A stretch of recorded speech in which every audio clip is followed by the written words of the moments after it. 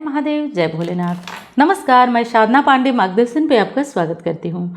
दोस्तों, महादेव की कृपा से हमें सावन का चौथा सोमवार मिल गया और ये भोलेनाथ की असीम अनुकंपा है कि चौथे सोमवार पे सावन अष्टमी यानी कि सोमवार की जो अष्टमी, सावन का सोमवार और उसके साथ साथ अष्टमी, सोमवार की अष्टमी।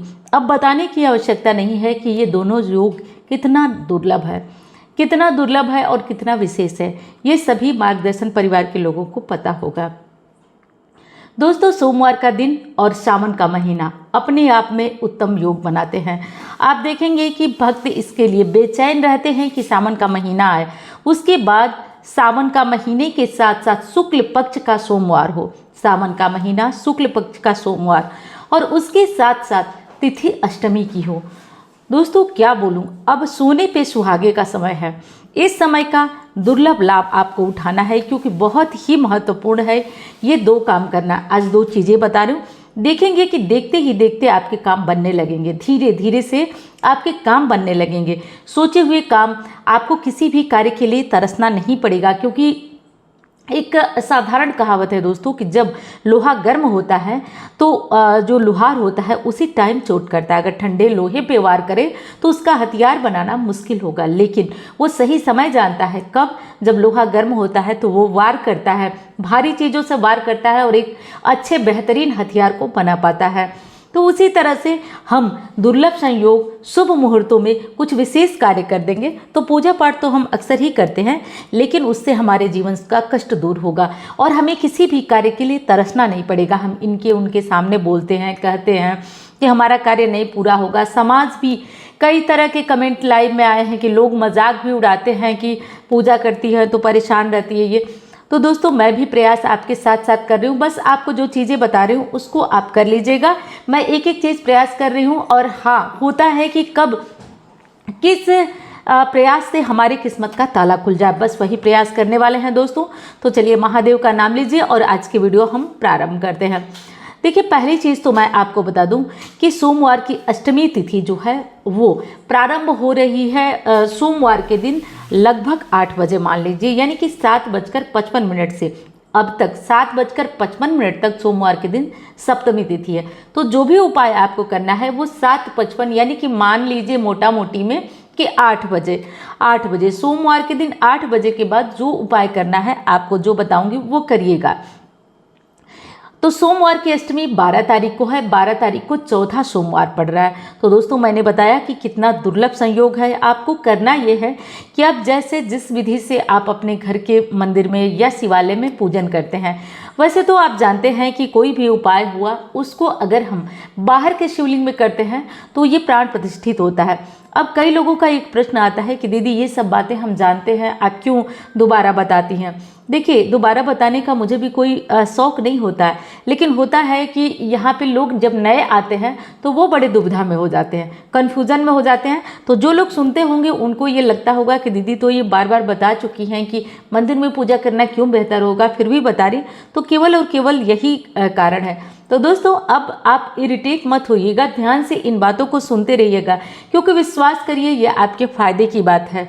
चलिए, अगली चीज़ आपको बता देती हूँ कि आपको सोमवार की अष्टमी के दिन 12 तारीख है, 12 तारीख को जो भी पूजा विधि करना है वो सुबह 8 बजे से के बाद करना है। सुबह की बात कर रही हूँ, रात की बात नहीं, सुबह 8 बजे के बाद। तो 8 बजे के बाद आप मंदिर में ये काम करिएगा, ज़्यादा बेहतर होगा।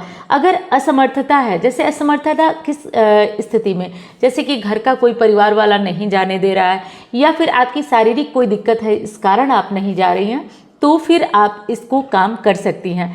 अब बहुत जगहों पे सावन अभी प्रारंभ हुआ है तो वो लोग भी इस काम को कर ले, ये न सोचे कि चौथा सोमवार पे ही केवल करना है, आप बस कर लीजिएगा। कुछ विशेष चीज़ें मैं बताने जा रही हूँ, उनको नोट करिए और उनको ज़रूर करिएगा। दोस्तों, आज जो है वो सावन का चौथा सोमवार है तो एक विशेष काम करिएगा। 11 अक्षत के टूटे हुए दाने नहीं होने चाहिए चावल के लेकर के, और कच्चे दूध में ये ध्यान रखिए लोटा पूरा भरा होना चाहिए। इसीलिए आप छोटा लोटा ले लें और तांबे का लोटा मत लीजिएगा, आप पीतल का ले लें, कांसे का ले लें। उस लोटे में आप दूध को भर लें, तुरंत भरें और उसमें 11 दाने अक्षत के डालें। अक्षत के दाने कैसे डालना है वो पहले सुन लीजिए। अक्षत के दाना डालना है आपको, पहले अपने हाथों में उस अक्षत को रखिए और ओम नमः शिवाय, श्री शिवाय नमस्तुभ्यम या महामृत्युंजय मंत्र, जो भी मंत्र आप बोलते हैं, आप अपनी कामना सोचते हुए उस मंत्र को बोलें। मन में सोचिए कि जैसे वो काम हमारा हो जाएगा तो मैं क्या करूँगी, वो उत्साह, वो खुशी महसूस करें आप। जैसे कि मान लीजिए एक रोगी व्यक्ति अगर ये उपाय करता है तो वो सोचे कि जब मैं रोग से मुक्त हो जाऊंगा तो मेरी हालत कैसी होगी, मैं जो जो चीज़ें सोचता हूँ वो कर पाऊंगा। एक नौकरी के लिए जिस इंसान को नौकरी चाहिए वो अगर करता है तो वो सोचे कि नौकरी मिलने के बाद ये सारी मतलब चीज़ें आपको सोचना है, ये सारी ऊर्जा है, इसको समझिए आप। ये ऊर्जा है, ये ऊर्जा इस चावल में आएगी और चावल को आपको डालना है वो दूध वाले लोटे में और इसे ले जाकर किसी भी शिवलिंग पे चढ़ा दीजिएगा। ये भारी काम नहीं है, आप किसी भी शिवलिंग पे सुबह 8 बजे के बाद, दिन में, रात में, कभी भी आप कर सकते हैं, कोई दिक्कत नहीं। आप इसको करके देखिएगा, ये साक्षात चमत्कार करता है ये उपाय। आप इसे करिए, लेकिन संयोग बढ़िया होना चाहिए। उपाय हर समय कर सकते हैं, लेकिन जैसे मैंने कहा संयोग बढ़िया होना चाहिए। तो इस बार संयोग बहुत बढ़िया है, तो ये काम आप कर लीजिएगा और आपकी हर समस्या का समाधान है। तो मैंने आगे लिखा भी है कि नौकरी हो गया, घर हो गया, व्यवसाय हो गया, कोई भी कार्य हो गया। अब अगला कार्य आपको करना है कि आपको कम से कम 11 दीप लेना है। 11 दीपक शाम के, दीपदान वाला काम शाम को करना है। आप शिव मंदिर के 2 दीपक जो है चौखट पे जलाएंगे जहां नंदी भृंगी का स्थान होता है, और 5 दीपक आप जलाएंगे शिव जी के पास। तो इतने मिलाकर के आपके हो गए 7 दीपक। और अब 4 दीपक आप क्या करेंगे कि जहां नंदी जी विराजमान होते हैं उनके दोनों तरफ दाएं बाएं 2-2 दीपक जला दीजिएगा।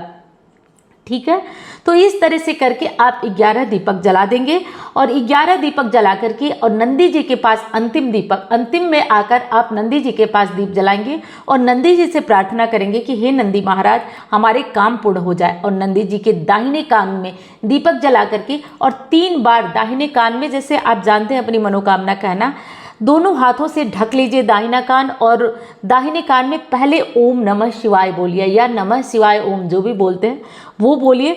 बोलने के बाद अपनी बात कहिए, अपनी मनोकामना, लेकिन 3 बार ओम नमः शिवाय बोलने तक। दोस्तों करके देखिएगा, चमत्कार है। कहा जाता है कि 1.25 महीने नहीं बीतता है व्यक्ति का काम बनने लगता है। तो इस काम को आप लोग करके देखिएगा। और दोस्तों वीडियो कैसी लग रही है ये बताइएगा और अच्छी लगे तो लाइक करना मत भूल जाइएगा। चैनल को सब्सक्राइब नहीं कर पाए हैं तो आज के वीडियो सुनने के बाद मुझे पूरा विश्वास है कि आपको भी मार्गदर्शन पे विश्वास हो ही जाना है। अब अगली चीज़ बता दूं कि दोस्तों 11 फल आज ले लीजिएगा, संभव हो तो। इसमें कोई बड़े छोटे फलों की बात नहीं है, आज का दुर्लभ संयोग है जिसमें आपको 11 फल लेना है। 11 फल कोई भी हो सकता है, आम ले लीजिए, जामुन ले लीजिए, आप कोई भी फल ले लीजिए। 11 ले करके ये क्या करिए कि आप शिवलिंग पे इसे एक फल निकाल करके, 11 फल लेकर के जाइए आप और इसे शिवलिंग पर एक फल निकाल कर स्पर्श करा करके और जलाधारी पे रख दीजिए। बाकी जो 10 फल हैं उस फल को आप बांट दीजिए। ये फल आप एक आदमी को भी दे सकते हैं और अलग अलग व्यक्ति को दे सकते हैं। तो ये चौथे सोमवार पर और सोमवार की अष्टमी पे ये सारे काम कर लीजिएगा। अब बहुत सारे लोग कहेंगे सारे नहीं कर पाएंगे, तो अधिकतम मुश्किल चीज़ आपको एक ही दिखाई दे रही है मुझे, फल वाली, कि 11 फल आप इकट्ठा नहीं कर पाएंगे, लेकिन कर लेते हैं तो आपके रुके हुए धन का जो सार है वो प्रारंभ हो जाता है। मतलब एक तरीके से समझिए, जो काम आपका रुक रहा है ना, जहां अटकाव है, जहां स्थिरता आ गई है, उस कार्य में प्रवाह मिलेगा, गति मिलेगी। तो ये अचूक उपाय है, इस सारे उपाय को कर लीजिएगा दोस्तों। और वीडियो कैसी लगी बताइएगा ज़रूर। अच्छी लगती है तो लाइक करिएगा, चैनल को सब्सक्राइब कर लीजिएगा। चलिए अब मैं मिलती हूँ आपसे अन्य वीडियो में। हर हर महादेव, जय भोलेनाथ।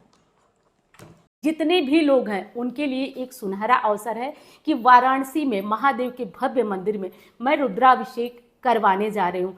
उनके लिए जिनकी किसी भी तकलीफ में जो जूझ रहे हैं, जिनकी मनोकामना पूरी नहीं हो पा रही है, उनके लिए मैं विशेष रुद्राभिषेक करवाने जा रही हूँ। जैसा कि आप जानते हैं दोस्तों, घर पे जब भी रुद्राभिषेक का आयोजन कराएंगे 5,000 6,000 तक लग जाता है। लेकिन दोस्तों विश्वास करिए, महादेव जानते हैं, इसके साक्षी कि ये जो आयोजन मैंने किया है वो केवल और केवल परोपकार की दृष्टि से, तो मात्र बहुत ही कम मूल्य रखा गया है। केवल पंडित लोगों की दक्षिणा और जो मंदिर का खर्च है, मंदिर का खर्च यानी कि जो बहुत बड़ा मंदिर होता है उस मंदिर में जब आप पूजा अंदर कराएंगे तो मंदिर के लिए चार्ज कटता है, आपकी पर्ची बनती है। तो कुछ चार्ज आपको देना पड़ेगा, और लेकिन बहुत ही कम मूल्य में आप चाहें तो अपनी मनोकामना के अनुसार आप रुद्राभिषेक कर सकते हैं। करना क्या है, तो आप जो मेरा नंबर जानते हैं उस नंबर पे फ़ोन करके आप अपना नाम लिखवा सकते हैं। और ध्यान रखिए, आप अपना नाम और गोत्र अपने नाम के साथ जिस मनोकामना की पूर्ति के लिए आपको रुद्राभिषेक करना है, ये आप संकल्प में बताएंगे जिस दिन रुद्राभिषेक होगा। ये रुद्राभिषेक किस दिन होगा, तो 14 तारीख को, 14 अगस्त को इसका आयोजन किया गया है।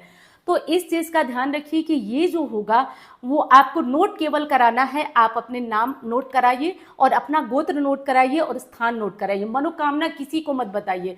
अगर आप वाराणसी में आना चाहते हैं, आपकी इच्छा है कि आप रुद्राभिषेक में शामिल हों, तो आप बिल्कुल आइए, स्वागत है आपका। आप गंगा स्नान करिए और पूजा में शामिल होइए। हमारे पंडित जी लोग जो नहीं आ पाएंगे ऑनलाइन, उनका संकल्प कराएंगे, वो मोबाइल यानी कि जो चैनल है उसके माध्यम से अपना संकल्प लेंगे और अपनी मनोकामना बोलेंगे। अपनी मनोकामना किसी को मत बताइएगा। और मैं इतना दावे के साथ कह रही हूँ दोस्तों कि मैंने कई साल से, और एक और विशेष बात बता दूं, जब भी मैं किसी संकट में होती हूँ, क्योंकि मैं भी इंसान हूँ, थोड़ा सा आप लोगों को झटका लगेगा, तो कई बार मैं महारुद्राभिषेक के द्वारा संकट से निकल चुकी हूँ। इसके साक्षी महादेव हैं। तो ये मौका, ये अवसर आपके लिए, और जिन लोगों को, जिन भाई बहनों को ये शक हो रहा होगा कि ये चीज़ें केवल व्यवसाय के लिए है, उनसे हाथ जोड़कर प्रार्थना है कि उनको अवसर दें जो परेशानी में है। क्योंकि मैं जानती हूँ कि उस मंदिर में अगर एक बार रुद्राभिषेक हो गया तो निश्चित रूप से मनोकामना पूरी हो जाती है, क्योंकि वो मंदिर का इतिहास ही ऐसा है कि जिसमें कि आपकी मनोकामनाएं पूरी होती हैं और बहुत ही प्रसिद्ध है। और एक चीज़ बता दूं दोस्तों, मैंने बहुत ही मेहनत से मंदिर प्रशासन से अनुमति ली है, क्योंकि सावन में किसी भी मंदिर में जाकर के पूजा करवाना बहुत कठिन बात है। जो लोग वाराणसी से होंगे जानते होंगे। और मैंने ये मेहनत, ये प्रयास आपके लिए किया है। तो यदि आप करना चाहते हैं रुद्राभिषेक, तो आप मेरे चैनल पे जो दक्षिणा की राशि है पंडित जी लोगों को दूंगी, और आप लोग देखते रहेंगे कि किसके लिए कैसे रुद्राभिषेक हो रहा है। वो आप उन लोगों की दक्षिणा की राशि और मंदिर के खर्च के लिए जो पैसे लगे हैं, आप उनको इस नंबर पे पेमेंट करके, और आप अपना नाम और गोत्र भूलिएगा मत। गोत्र नहीं पता है तो लिखवाइएगा कि गोत्र नहीं पता है। नाम, गोत्र और स्थान तीनों चीज लिखवा लीजिए। और हाँ, जिन्हें आकर रुद्राभिषेक में शामिल होना है, वाराणसी के आसपास से हैं, वो लोग भी अपना नाम, गोत्र, स्थान लिखवाएंगे, आएंगे, वाराणसी में गंगा स्नान करेंगे, फिर पूजा में शामिल होंगे। नाम पता जो है उनको 2, 4, 5 दिन पहले चैनल से पता चल जाएगा। तो ये बहुत ही विशेष जानकारी और दोस्तों अवसर है, महादेव की विशेष कृपा। क्योंकि जब से मैं बिहार से लौटी हूँ, मैं इसी काम में व्यस्त थी। मैं चाहती हूँ कि आप, हमारा मार्गदर्शन परिवार जो मुझ पे भरोसा करके जुड़ा हुआ है, मैं उसके दुख को अधिक से अधिक कम करूँ। तो कोई भी मनोकामना है तो आप रुद्राभिषेक का ये सुनहरा मौका है, आप इसे छोड़े नहीं। और दोस्तों विश्वास करिए कि ये महादेव साक्षी हैं कि मैं ये काम क्यों और कैसे कर रही हूँ, इसके लिए केवल भोलेनाथ जानते हैं। कि इस काम से जब आप लोगों को संतुष्टि मिलती है तो मुझे भी बहुत बड़ा यश मिलता है, मुझे भी बहुत बड़ी प्रसिद्धि मिलती है। केवल और केवल इसी लालच के कारण मैं ये सारे काम करती हूँ कि आप लोग का साथ, आप लोग का प्यार बना। पूजा पाठ, रुद्राभिषेक जो भी करते हैं, मैं एक चीज़ आपको हमेशा बताती हूँ कि मंदिर में जाकर आप अभिषेक करिए, क्योंकि दोस्तों उसका फल आपको 100 नहीं 1000 गुना बढ़कर मिलता है। इसी कारण मैंने ये आयोजन मंदिर में कराया है, और बहुत ही भव्य मंदिर है जिसकी मान्यता बहुत ही ऐतिहासिक है, और आप इस अवसर का लाभ अवश्य उठाएं।